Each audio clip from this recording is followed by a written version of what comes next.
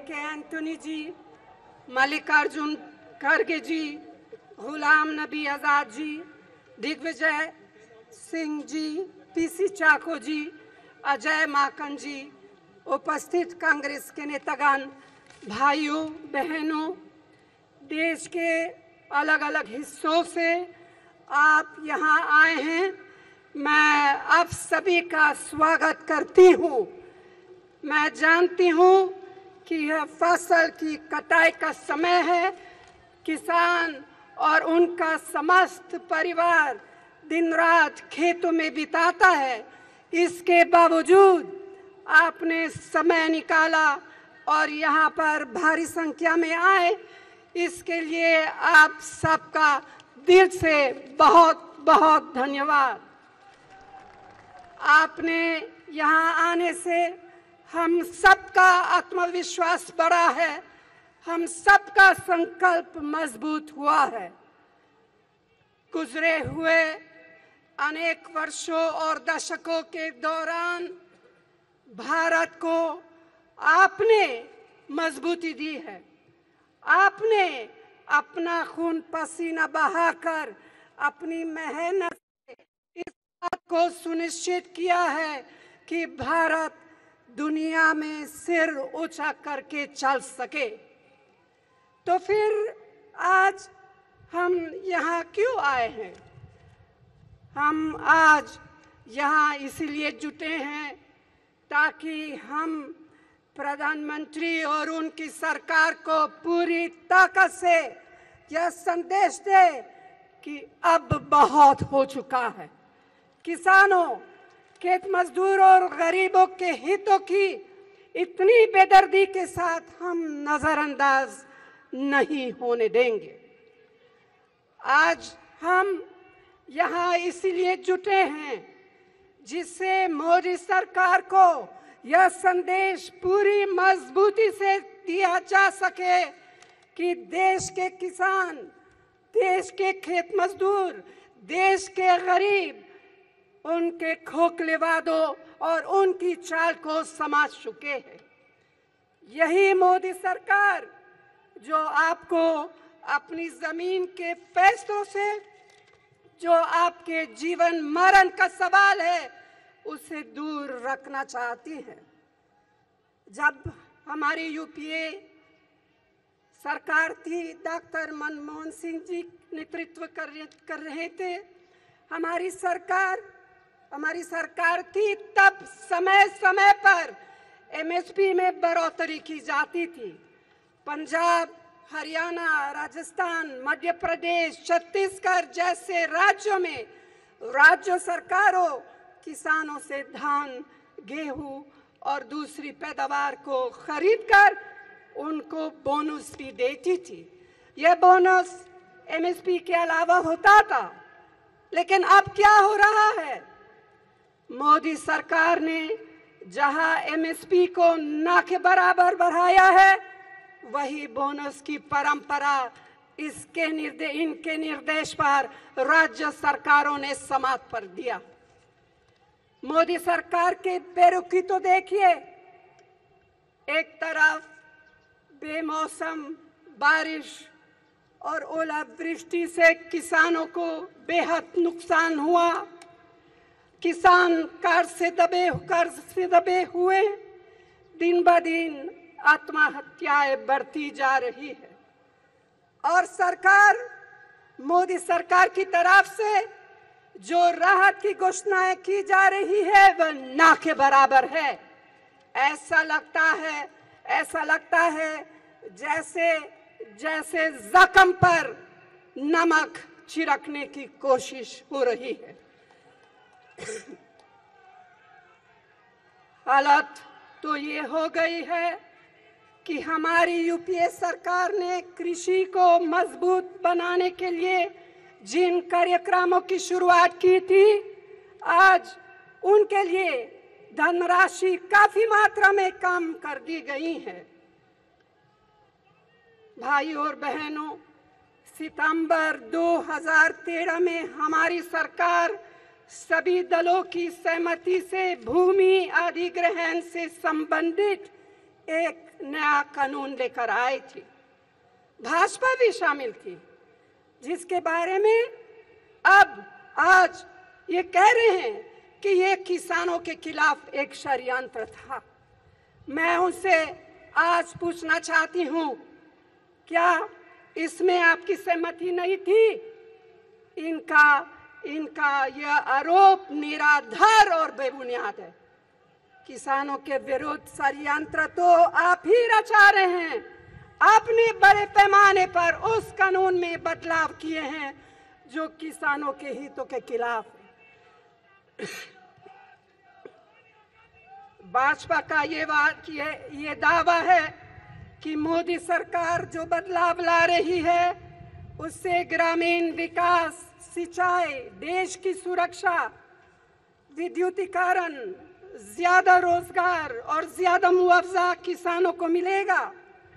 मैं उनसे पूछना चाहती हूं कि क्या 2013 के कानून में ये सारे प्रावधान नहीं है? बिल्कुल है। यह सिर्फ और सिर्फ किसानों को गुमराह करने और निजी कंपनियों को फायदा पहुंचाने के लिए बदलाव किए जा रहे हैं। अब जमीन आप बेचना चाहते या नहीं, उसकी परवाह किए बिना आपकी जमीन सरकार द्वारा निजी कंपनियों के लिए अधिग्रहण किए जाएगी। आपकी जमीन अधिग्रहण करने के बाद अगर 5 साल तक उसका कोई उपयोग नहीं हुआ तो वो आपको कब वापस मिलेगी, उसकी कोई समय सीमा नए कानून में बिल्कुल नहीं है, जबकि हमारे कानून में 5 साल की सीमा थी। इन्होंने ये भी बदलाव किए हैं, जो औद्योगिक कॉरिडोर बनाए जा रहे हैं उसके दोनों तरफ 1 किलोमीटर जमीन अधिग्रहण करके आपके नहीं बल्कि निजी बिल्डरों के हितों की रक्षा की है। इनके कानून में आपका बहुफसली जमीन को भी अधिग्रहण किया जा सकता है। क्या इससे आपको आर्थिक तौर पर बड़ा नुकसान नहीं होगा? जिस तरह हमने किसान संगठनों, मजदूर संगठनों, सामाजिक संगठनों, सभी राजनीतिक दलों, खासतौर से भाजपा और राज्य सरकारों की सलाह लेकर इसे बनाया था, क्या मोदी सरकार ने किया? इसका एक ही जवाब है, नहीं, बिल्कुल नहीं किया। यही प्रधानमंत्री मोदी जो बड़े जोर शोर से कह रहे थे कि वह सबका साथ और सभी सहमति से देश को आगे चलाना चाहते। इस नए कानून से केवल किसान और खेत मजदूर की नहीं बल्कि आदिवासी और वनवासी भाई बहनों की जिंदगी पर भी विपरीत प्रभाव पड़ेगा। इन सभी को मद्देनजर रखते हुए मोदी सरकार की नीतियों के विरोध में 14 दलों के साथ मिलकर हमने राष्ट्रपति महोदय को भी एक ज्ञापन दिया, जिससे आपके हितों की रक्षा की मांग की है। भाइयों और बहनों, गुजरे 11 महीने में क्या हुआ है? आज किसान गहरे संकट के दौर में गुजर रहा है। उनकी हालत बहुत ही गंभीर है, बहुत ही चिंताजनक है। गेहूं के मामले में एक तरफ सरकार खरीदने के लिए तैयार नहीं है, वहीं दूसरी तरफ अमेरिका और ऑस्ट्रेलिया से रिकॉर्ड स्तर पर गेहूं खरीदने के समझौते कर रही है। पिछले 1 साल में धान के मूल्य में 35% गिरावट आई है। कपास का मूल्य 25% गिर चुका है। गन्ने की बकाया राशि किसानों को नहीं मिल रही है। आलू के मूल्य में 80% गिरावट आ चुकी है और यही स्थिति रबर की भी है। और भी बहुत से पैदावार है जिनके सही मूल्य किसानों को नहीं दे रहे हैं।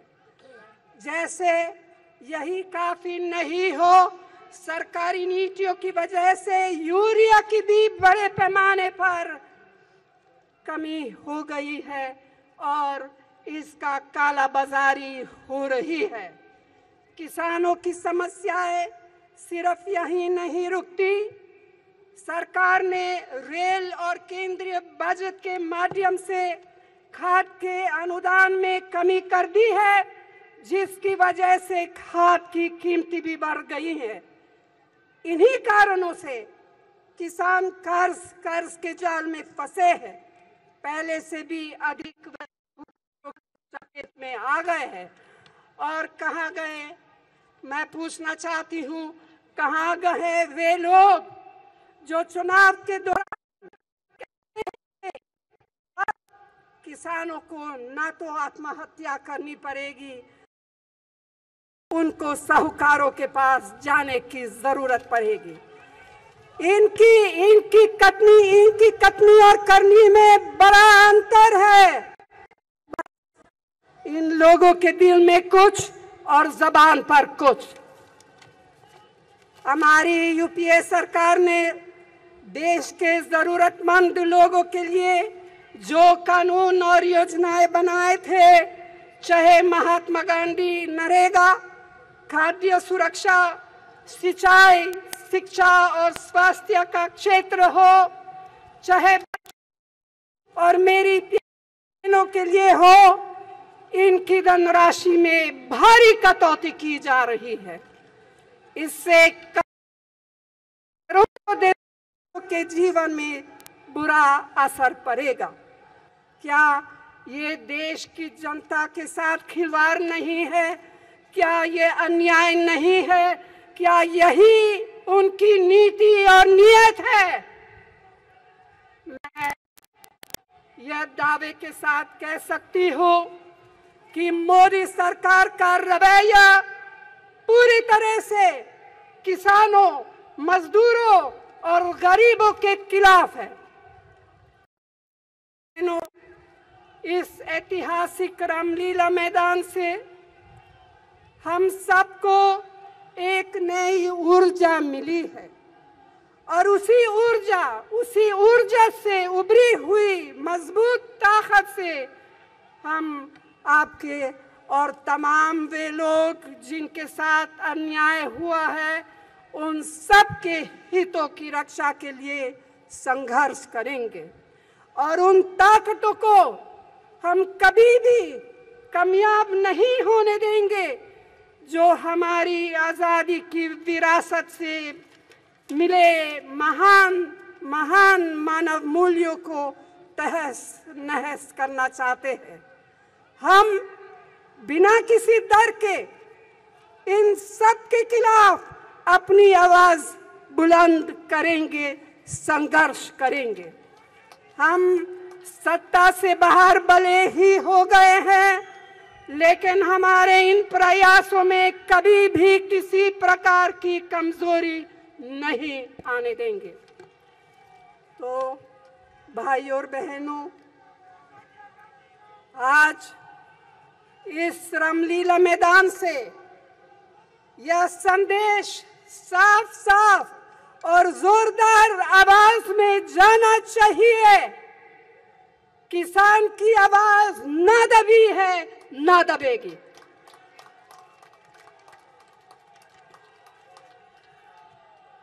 एक बार फिर आप इस गर्मी में इतनी भारी संख्या में यहाँ इस रैली में आना है।